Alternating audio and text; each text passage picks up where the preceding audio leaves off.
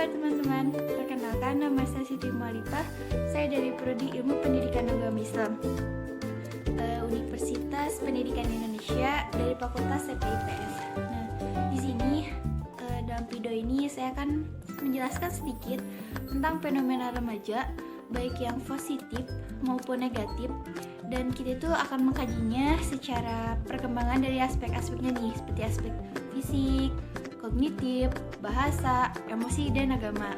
Nah, sebelum kita lanjut ke pembahasan yang lebih mendalam, ada satu nih yang harus teman-teman ketahui, latar belakangnya ya.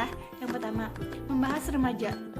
Tidak selamanya ketika kita membahas remaja itu ada hubungannya dengan hal-hal yang negatif, karena banyak juga remaja-remaja yang masih berpikiran positif, mempunyai inovasi yang bagus, berintegritas tinggi, bermoral, dan dia berprestasi pastinya. Namun kalau kita melihat dalam perkembangan zaman, dengan keunikan yang dimilikinya itu bisa mempengaruhi perilaku seseorang, termasuk remaja pastinya. Nah, pengaruh tersebut dapat bersifat tentatif dan juga statif ya teman-teman, yang sangat mempengaruhi pola pikir atau mindset mereka dan pola hidup atau way of life seorang remaja. Karena kan kita udah tahu nih ya, namanya perkembangan zaman, segala macam itu tidak semua didapatkan remaja itu hal yang positif. Kadang kita sebagai remaja masih harus banyak menyaring beberapa hal yang kita dapatkan dalam perkembangan zaman. Nah, sudah itu dari masa remaja juga bisa kita kenal atau yang kita tahu itu dengan masa storm and stress, di mana terjadi pergolakan emosi yang diiringi dengan pertumbuhan fisik yang pesat dan pertumbuhan secara psikis, dan itu semua pasti bervariasi ya. Nah, bisa dibilang seperti ini ya. Kenapa masa remaja dibilang masa storm and stress?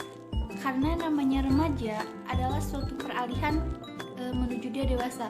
Jadi dimana saat itu mereka berpikir mereka itu siapa, mereka mau jadi apa ke depannya, apa yang mereka lakukan saat ini apakah baik atau tidak, dan mungkin kebanyakan hal-hal yang mereka dapatkan di sekolah, di lingkungan hidup mereka atau di dalam keluarga mereka itu membuat mereka menjadi sosok yang segala sesuatu itu harus banyak dipikirkan, harus ada ini, itu, dan segala macamnya. Maka terkadang banyak remaja-remaja, apalagi yang kita tahu di luar sana itu, mereka melakukan hal-hal yang aneh seperti bunuh diri dan sebagainya macamnya, karena stres yang mereka rasakan itu berbeda dengan stres yang dirasakan oleh orang-orang yang sudah dewasa.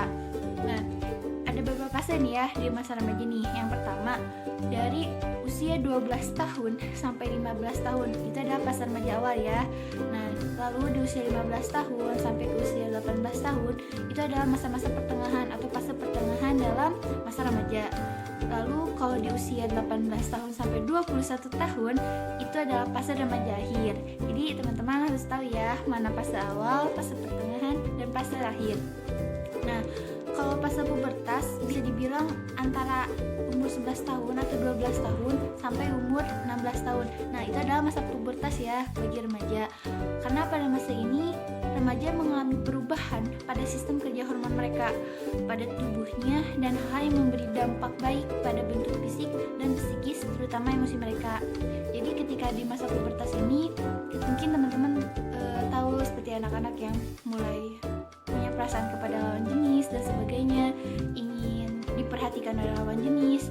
Nah, itu saat usia 11 atau 12 tahun sampai 16 tahun, karena di sana itu remaja mulai masuk ke fase pubertasnya mereka.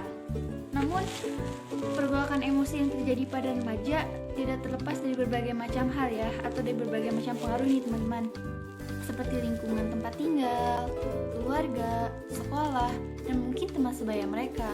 Bahkan remaja pun dituntut untuk menyesuaikan diri secara efektif, melakukan hal-hal yang mungkin menurut mereka, untuk apa mereka melakukan ini, karena namanya fase remaja, mereka mencari jati diri mereka ingin tahu apa sih mereka ini. Ketika mereka dituntut untuk menyesuaikan diri, maka itu semua akan timbul kepada emosi mereka. Kenapa? Apalagi banyak aktivitas yang mereka lakukan itu kebanyakan di sekolah. Karena kan yang kita tahu dengan full day school, artinya anak-anak itu lebih banyak menghabiskan waktu mereka di sekolah. Entah itu stres dengan tugas, atau mungkin dengan guru yang kurang nyaman bagi mereka, atau pelajaran yang tidak masuk kepada mereka. Akhirnya rasa stres itu tumbuh ke dalam diri mereka, sehingga mungkin teman-teman sudah banyak melihat ya, antara sekolah ini dan sekolah ini melakukan tawuran antara remajanya. Kenapa bisa terjadi tawuran seperti ini? Kalau kita mengkaji dari fisik, kognitif, bahasa, emosi, moral, dan agama, mereka itu sedang meluapkan emosi yang mereka tahan dalam diri mereka. Ketika mereka terkekang dalam suatu hal, pasti mereka akan melakukannya dengan hal-hal yang menurut mereka, saya harus melakukan ini karena saya senang melakukan ini. Karena remaja tidak akan berpikir ke depan, tidak akan menyesuaikan diri mereka jika mereka tidak melakukan apa yang mereka mau. Nah, maka jangan heran ya ketika kita melihat anak-anak tawuran, anak-anak bertengkar, berkelahi, dan sebagainya. Mereka itu kehilangan akal mereka, karena yang mereka tuntut itu adalah emosi mereka. Mereka tidak berpikir apakah itu benar atau salah, tapi yang mereka lakukan itulah yang terbaik bagi mereka. Nah, kalau melihat kenyataan fenomena penurunan moralitas, maka dibutuhkan pengontrolan bagi perilaku remaja ini nih, untuk menjaga atau menjamin berlangsungnya ketertiban dalam kehidupan moral dan sosial. Nah, agama tuh bisa berfungsi sebagai intuisi semacam itu loh. Karena kenapa? Fungsi agama dalam kehidupan manusia adalah memberikan bimbingan secara hidup, menolong dalam menghadapi kekurangan, kesukaran, dan menenteramkan batin. Jadi kalau kita ingin mengubah suatu moral remaja yang masih tidak bermoral, maka agamalah yang akan menuntun mereka. Namun kita juga tidak bisa memaksakan kehendak kita kepada mereka, karena yang kita tahu, remaja itu bagaikan anak kecil. Kenapa? Mereka ingin melakukan apa yang mereka mau. Kalau kita menentang mereka secara keras, maka mereka pertentangan dari kita dengan mereka itu pasti akan bertolak. Kenapa? Karena mereka tidak mau mendengarkan dengan keras. Karena sesuatu yang keras dan kita pun keras untuk meluluhkannya, semua itu tidak akan berhasil. Nah, maka untuk itu, bimbingan secara hati ke hati atau bimbingan secara lembut pasti akan menenteramkan seorang remaja. Apalagi ketika emosi dia meningkat dan kita menenangkannya secara tenang, maka mereka juga pasti akan ikut dengan sendirinya.